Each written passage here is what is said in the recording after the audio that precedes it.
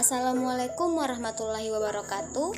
Kami dari kelompok 2 yang beranggotakan 5 orang, yakni Ananda Putri Kona, Nurdea, Muhammad Taufik Botutihe, Marsanda Tumaloto, dan yang terakhir Ziantara S. Karim.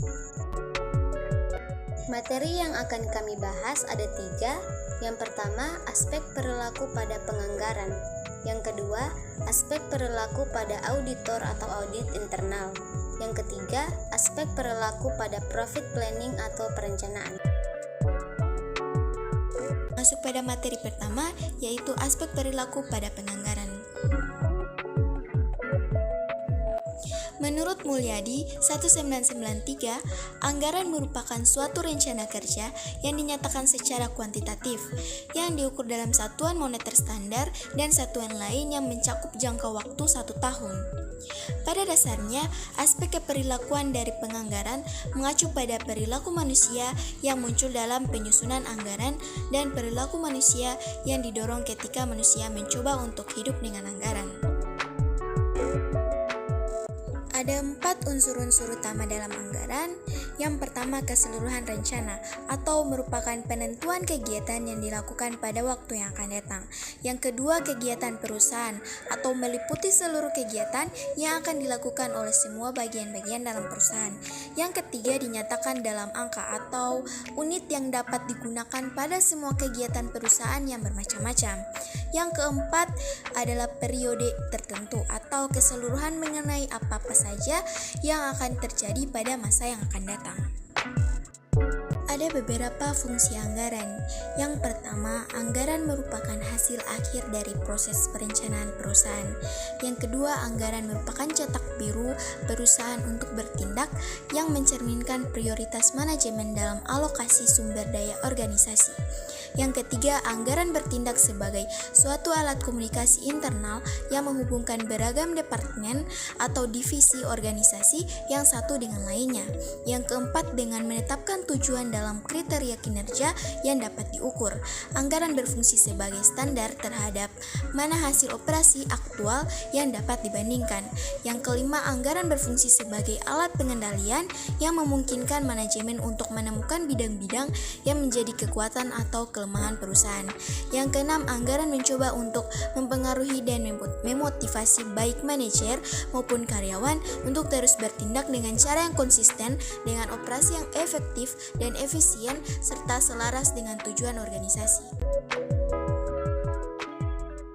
Selanjutnya, manfaat anggaran. Anggaran memiliki beberapa manfaat pokok, yaitu 1. Sebagai pedoman kerja.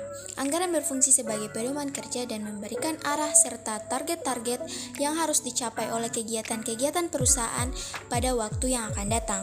Yang kedua, sebagai alat koordinasi kerja. Dengan adanya anggaran, semua bagian-bagian yang terdapat di dalam perusahaan dapat saling menunjang dan bekerja sama dengan baik untuk menuju pada sasaran atau tujuan yang telah ditetapkan oleh perusahaan. Yang ketiga, sebagai alat pengawasan atau pengendalian. Anggaran berfungsi sebagai tolak ukur atau alat pembanding untuk menilai dan mengevaluasi realisasi kegiatan perusahaan pada masa yang akan datang. Di dalam prosedur penyusunan anggaran ada 3 tahapan besar, yaitu yang pertama penyusunan tujuan perusahaan, yang kedua implementasi, yang ketiga pengendalian dan evaluasi kinerja. Pada tahapan utama proses penyusunan anggaran ada 3 tahapan juga, yaitu tahap penetapan tujuan, tahap implementasi, dan tahap pengendalian dan evaluasi kinerja. Materi kedua, aspek perilaku pada auditor atau audit internal. Audit pada saat ini telah menjadi bagian penting dalam dunia akuntansi, khususnya aspek-aspek yang terkait dengan proses pengambilan keputusan dan aktivitas-aktivitas auditor dalam mempertimbangkan sesuatu sebelum mengambil keputusan. Terdapat banyak hal yang dapat dipertimbangkan sebagai data pendukung dalam pengambilan keputusan yang mengarah pada aspek keperilakuan auditor. Selain pemahaman umum atas pentingnya fungsi audit, peningkatan atas keberadaan auditor dan lembaganya juga menambah pemahaman umum terhadap audit. Lebih lanjut lagi, tuntutan-tuntutan hukum yang biasanya dihadapi oleh auditor, dan kerugian keuangan yang terkait dengan tuntutan tersebut memunculkan berbagai dimensi keperlakuan pada diri auditor, khususnya aspek-aspek yang terkait dengan proses pengambilan keputusan dan aktivitas auditor dalam mempertimbangkan sesuatu sebelum mengambil keputusan. Terdapat banyak hal yang perlu dipertimbangkan sebagai data pendukung dalam pengambilan keputusan yang mengarah pada aspek keperlakuan auditor. Auditor internal terkait dengan aktivitas-aktivitas manajemen dan orang-orang yang menjalankan operasi organisasi. Selain itu, auditor internal juga berkaitan dengan standar yang biasa dikembangkan oleh bagian lain dengan memastikan kepatuhan terhadap prosedur, undang-undang serta praktik bisnis yang bersih. Praktik ini meliputi pelaksanaan praktik yang ekonomis dan operasi yang efisien serta penetapan standar operasional untuk pencapaian efektivitas.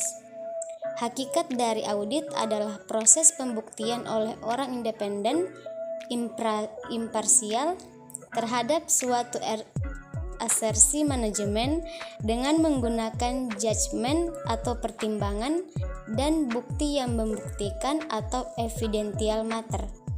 Audit dilakukan oleh auditor yang jati dirinya adalah seorang manusia. Komputer atau malahan robot sekalipun bisa saja membantu proses pengauditan, tetapi tetap saja manusia yang menentukan dalam memberikan pertimbangan dan pengambilan keputusan. Ada dua tipe yang dihadapi auditor. Yang pertama, auditor dipengaruhi oleh persepsi mereka terhadap lingkungan audit. Dan yang kedua, auditor harus menyelaraskan dan sinergi dalam pekerjaan kelompok sehingga perlu ada proses review di dalamnya. Interaksi ini akan banyak menimbulkan proses keperlakuan dan sosial. Auditor seharusnya tidak membuat ikatan-ikatan dengan staf tanpa persetujuan manajemen. Akan tetapi, hal ini membuat auditor kesulitan untuk memperoleh informasi maupun akses terhadap informasi. Sehingga harus diambil langkah lain, auditor seharusnya mencoba untuk bekerja sama dengan seluruh manajemen dalam proses audit.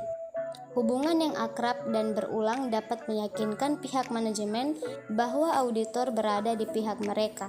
Oleh karena itu, kejujuran dalam berdiskusi dapat meyakinkan manajemen bahwa tujuan audit adalah untuk mengembangkan desain guna membantu memperbaiki operasi. Selain itu, dibutuhkan suatu pola perilaku audit yang dapat mewujudkan hubungan dengan manajemen karyawan yang bergaya pelatih. Terkait dengan masalah ini, beberapa pendekatan yang dapat diambil antara lain meliputi: yang pertama, auditor internal seharusnya melihat perubahan audit dengan cara pandang manajer. Yang kedua, konsep auditor terhadap pengendalian seharusnya sejauh mungkin menyerupai konsep-konsep manajemen. Yang ketiga, auditor seharusnya mengutamakan suatu pendekatan partisipatif. Yang keempat, auditor seharusnya menjadi suatu audit yang seimbang, tidak sebagai suatu yang menghakimi. Yang kelima, auditor seharusnya melengkapi kegagalan dari suatu pendekatan manajemen. Dan yang terakhir, auditor internal seharusnya mencoba untuk bertindak sebagai seorang penasehat dan bukan sebagai seorang kebijakan. Materi ketiga yaitu aspek perilaku pada profit planning atau perencanaan laba. Perencanaan laba adalah pengembangan dari rencana operasional untuk mencapai sasaran dan tujuan. Laba sangat penting dalam perencanaan karena rencana yang diharapkan adalah laba yang memuaskan.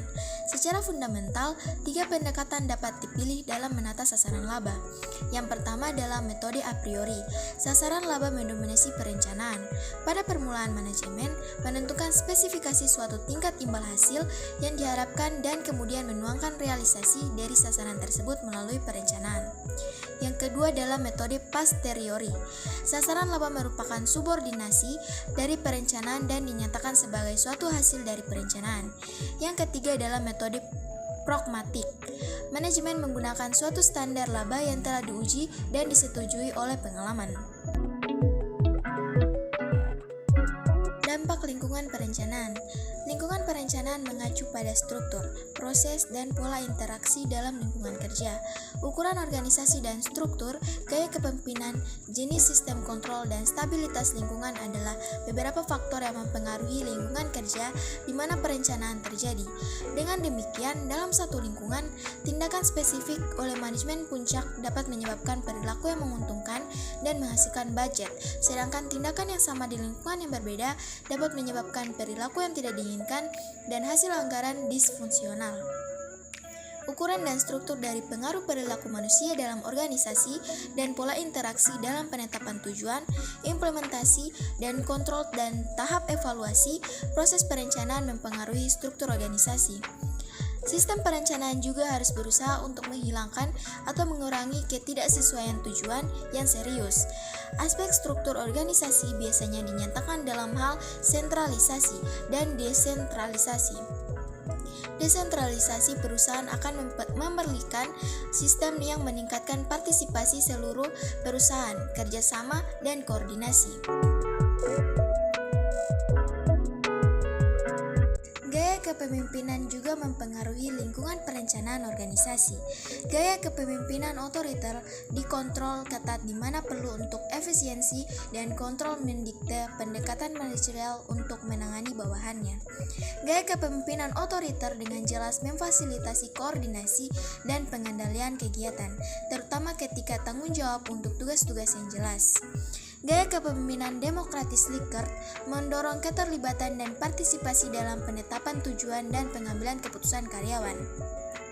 Faktor lain yang mempengaruhi lingkungan perencanaan adalah lingkungan eksternal, termasuk hal-hal politik dan ekonomi yang ada, ketersediaan pasokan, struktur industri yang melayani organisasi tersebut, kondisi persaingan, dan sebagainya.